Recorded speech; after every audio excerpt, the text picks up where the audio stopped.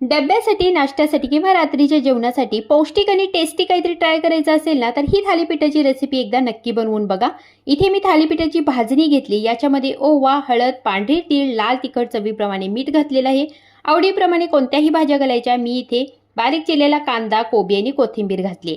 आलं लसूण पेस्ट घालून चांगलं मिक्स करून घ्यायचं. थोडं थोडं पाणी घालून भाकरीच्या पिठासारखं हे मी मळून घेतलं. लगेचच मी याचं थालीपीठ लाटून घेते. आपण हे थालीपीठ ओल्या सुती कपड्यावरती थापून सुद्धा बनवू शकतो. आता तयार थालीपीठ तव्यावरती तेल, तूप किंवा बटर लावायचं. खरपूस दोन्ही साईडने भाजून घ्यायचं. मुलांना डब्यासाठी हे थालीपीठ देताना याच्यावरती चीज पसरवून आलटी पलटी करायचं आणि गरम करून याचे 4 भाग करून मुलांना डब्यात देऊ शकता.